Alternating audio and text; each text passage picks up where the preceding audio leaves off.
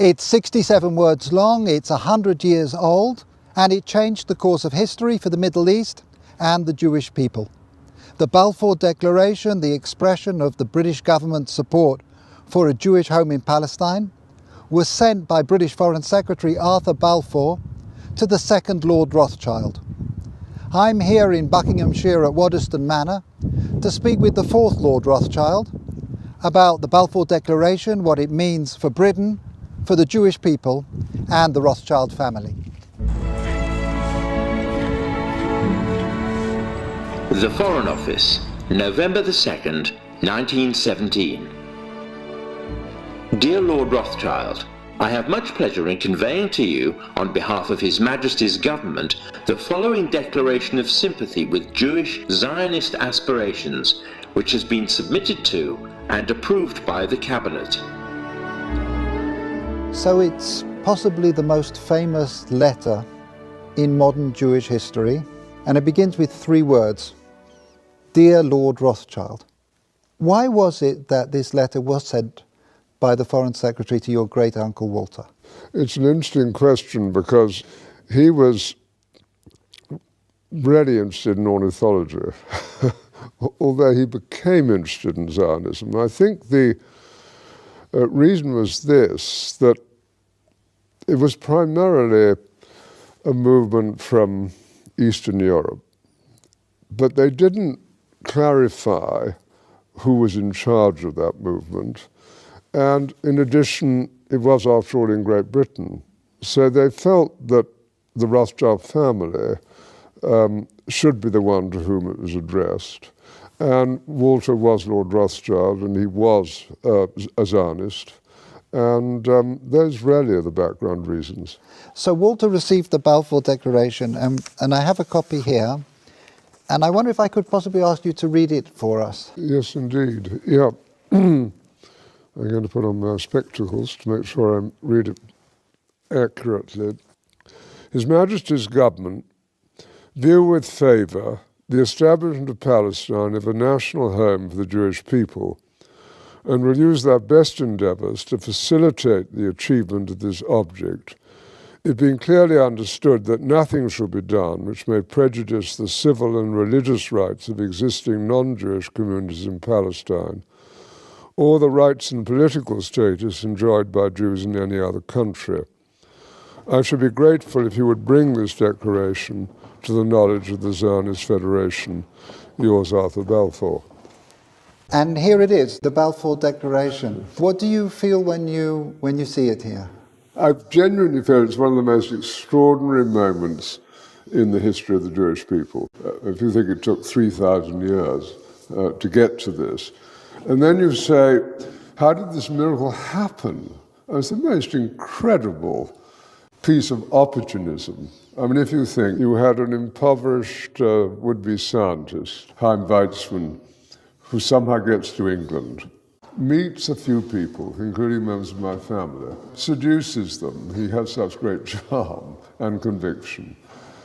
He gets to Balfour, and he unbelievably persuades Balfour and Lloyd George, the Prime Minister, and most of the ministers, that this idea of the national home for Jews should be allowed to take place. I mean, it's so unlikely.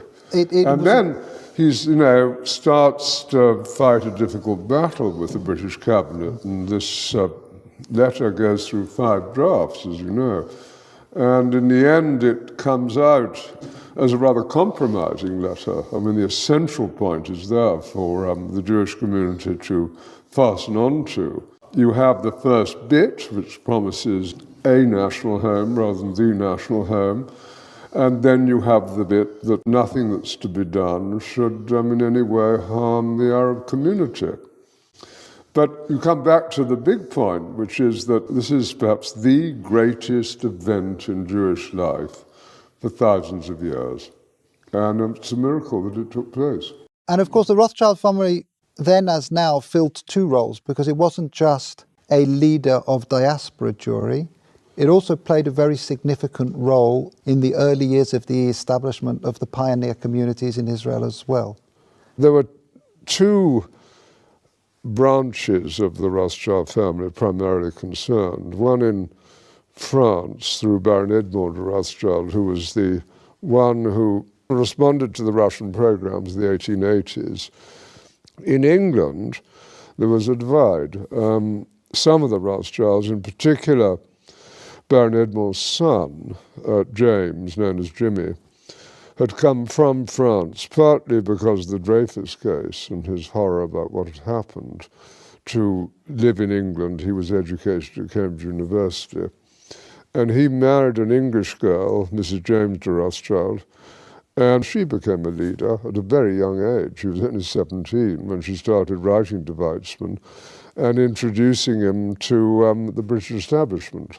Other Rothschilds felt it was better to be assimilated into English life, and although they retained their interest in Judaism and Jewish life, they didn't think it was a good thing that this national home should be established in Israel. So it was something that divided my family, as with many other families.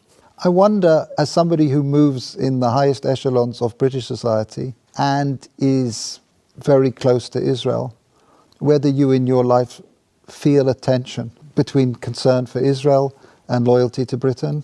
No, I don't personally feel that. I mean, I've been completely committed to Israel since the early 1960s and have been there every year since. So I don't feel that conflict, but I, of course, feel huge loyalty to Great Britain.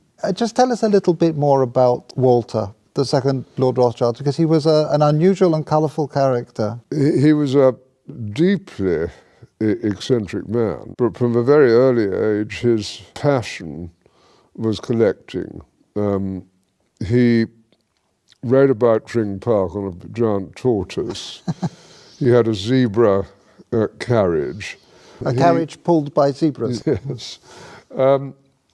He collected on a massive scale birds, insects, fleas, It was butterflies. the largest single collection created by a single individual. I think that's true. I think certainly in Great Britain, I think probably anywhere, he was the greatest collector of ornithological material. His niece, Miriam, writes that for 2 years, as one of his eccentricities, he didn't open any of the letters that were sent to him and stuffed them away into wicker baskets.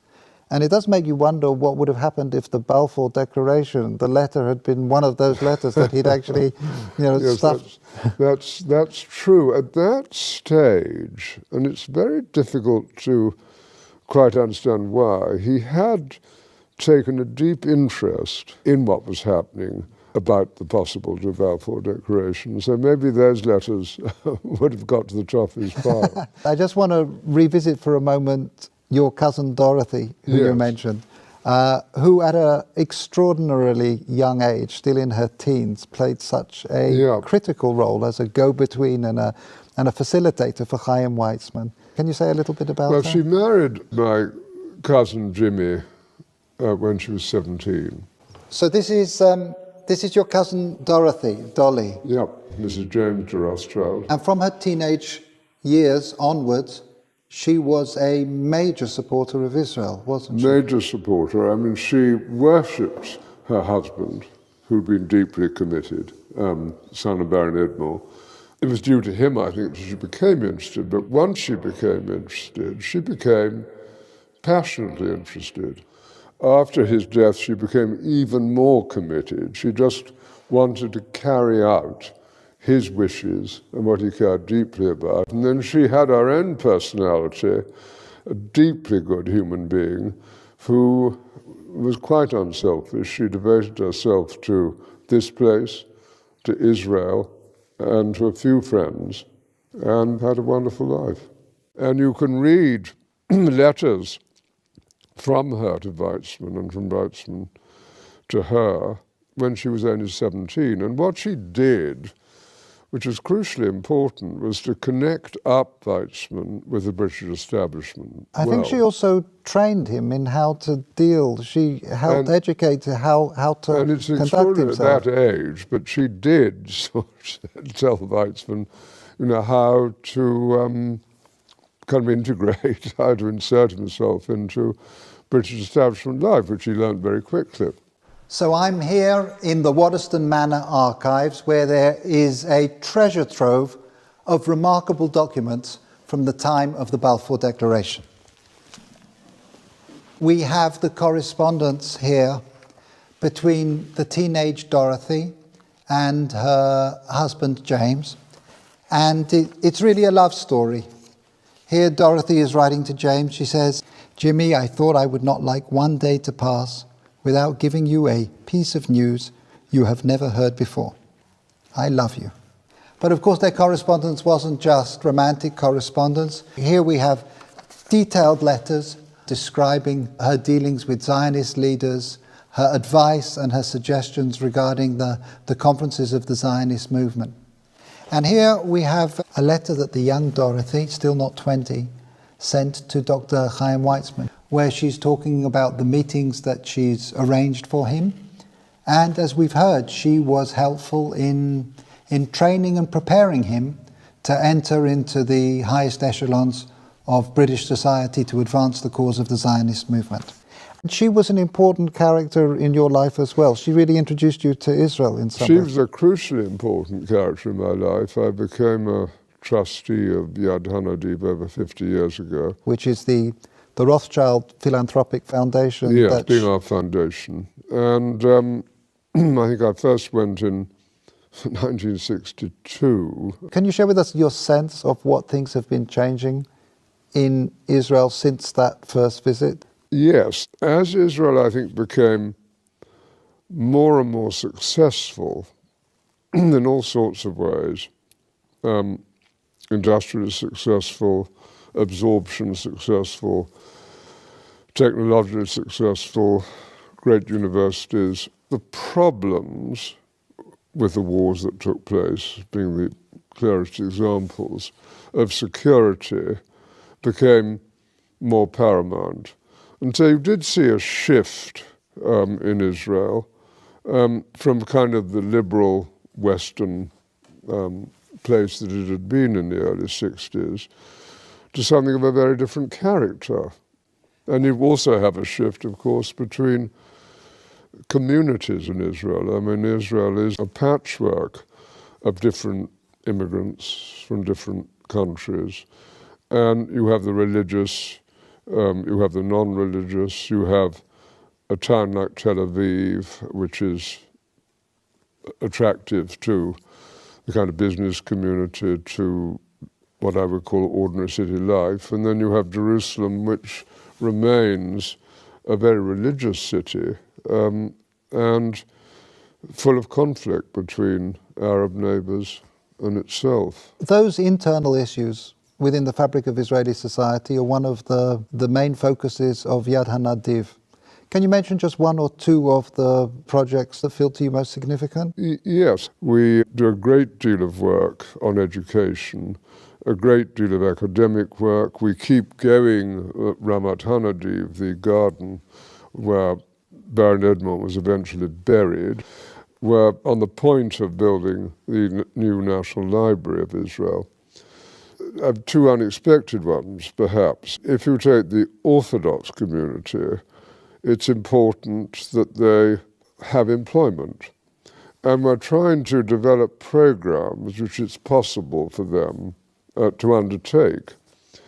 Similarly, you have a problem with Arab unemployment, and we set up jointly with the government employment centres to facilitate greater employment of Arabs within Israel. And so we're an active foundation trying to help with these fissures in Israeli life and to do some good. And we're sitting here looking forward to the 100th anniversary of this significant letter. If I can just ask you to think about the next centennial, 100 years' time, and just maybe share some of your hopes, your aspirations about where Israel will be? What does one hope for? One, of course, hopes for a peaceful relationship with Israel's neighbours, and that's going to be the most difficult matter of all to achieve. But even now you can see, with the disarray in the Middle East and the importance of relationships that Israel is developing, not only with Jordan, but also with Egypt and indeed with Saudi Arabia, even if they're not publicized because of the Sunni-Shiite war, there's hope. And I think if you take the need of Arab nations to have intelligence help, and if on the other hand you take compassion and generosity coming from Israel to Palestinian territories and its less fortunate neighbors, there are grounds for optimism, and I am an optimist. Lord Rothschild, thank you very much indeed. No, thank you.